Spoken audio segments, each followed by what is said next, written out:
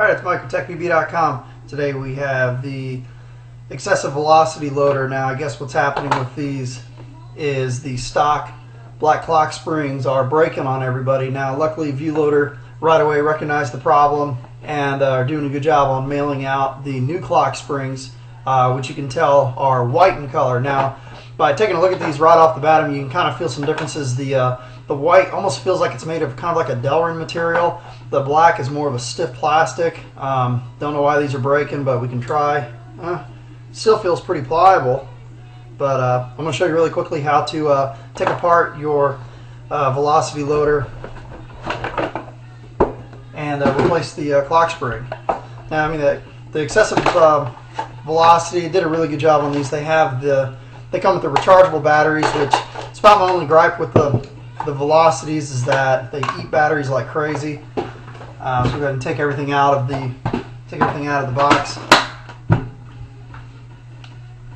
Now the velocity loaders are pretty easy to take apart. Now this is a brand new one, so you're gonna have to bear with me.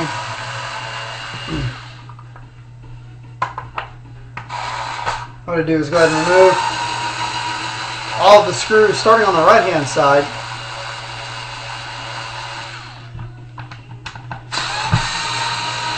Now, with the velocity loaders, there's one thing you have to be careful. All of the screws are almost exactly the same. They're all coarse threaded except for this one, the battery door screw.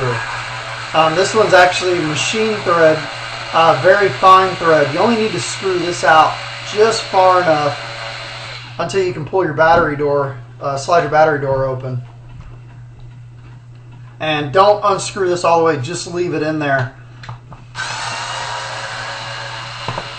I believe what they did was they kind of tapped the end of that screw somehow to where it won't go all the way past the nut. So you don't want to unscrew that all the way. So we got almost all the screws out on this side. Now on the velocity, you only have 3 different size screws on here. You have the short ones that hold the board in, and then you have the coarse threaded ones, the body screws, and then you have the battery cover screws. So there's only 3 different types of screws: long coarse thread, long fine thread, and short coarse thread. That's all you have in the velocity. So go ahead and open up the lid and pull it open. Now you have to be careful because your spring does go into the right hand side of the shell, so be very careful with your spring. Now when pulling out the velocity, the most important thing to be careful about is the button, your mode button. This is very easy to break off. This is very delicate, so please be very careful when you're working with your board to mind this little button there. I'll go ahead and set that shell on the ground. Okay, now we see the old clock spring here. Now there's only one screw holding this in place, so go ahead and pull this out.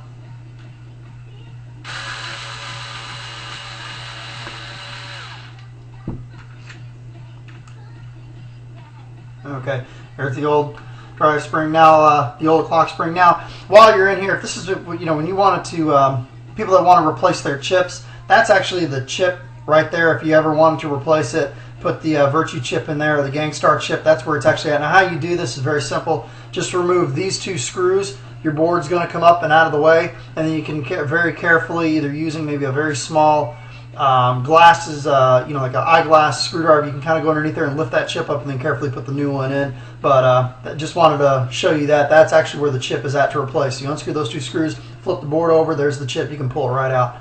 Now that we have this apart, what I usually do is go ahead and put the this little washer here, go ahead and put this in place first, and then set this down. Now this is kind of indexed here, so you want to make sure that this lines up properly so it slides down. Okay, so that's perfect in place. And then now on this piece, I don't know what you'd call this, but let's just call it the top cap. On the top cap, it's got a key mark also that lines up with the clock spring. So what I do is go ahead and put the screw in. And now you see there's the... Guess what you got to do is you got to make sure that the tabs The fingers are actually underneath this cap here. There we go.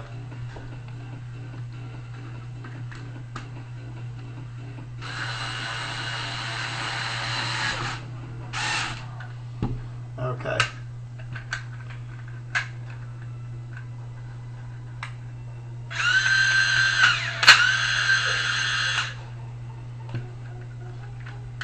Okay.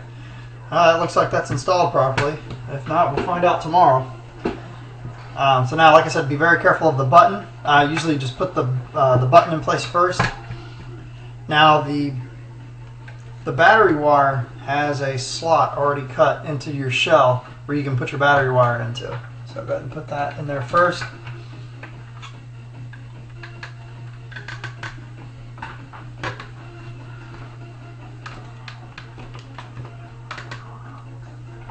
Okay. Okay, now you need to put the spring in place. So set this aside. Let's go ahead and put the spring in place. Spring's in place. And then now there's a little hole on your lid that the end of that spring goes into.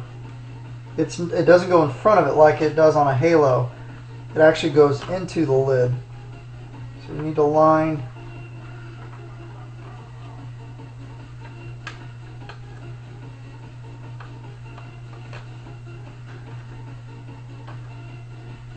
there we go. And then just hold it.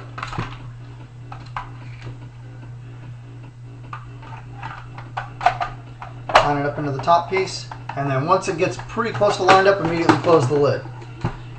Okay, now you just want to double check for pinched wires, which we don't have any.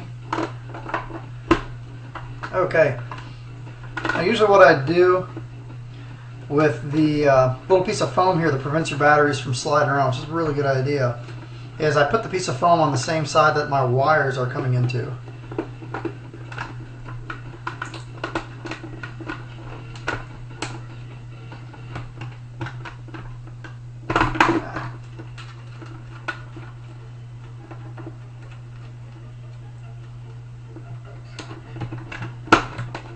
There we go.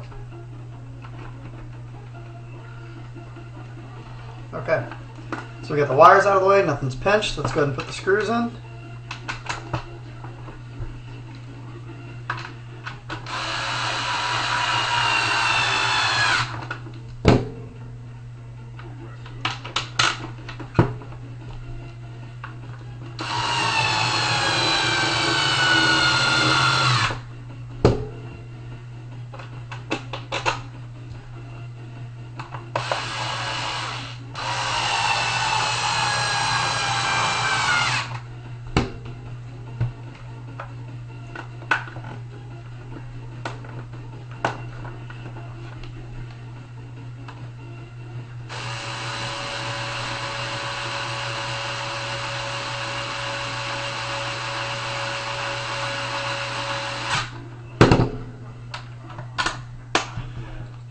I'm going to put the screw in.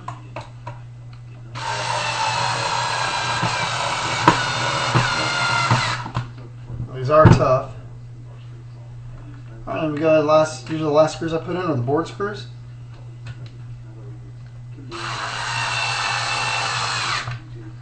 That's in.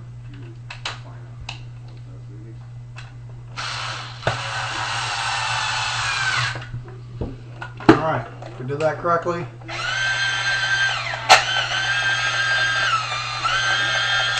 Works.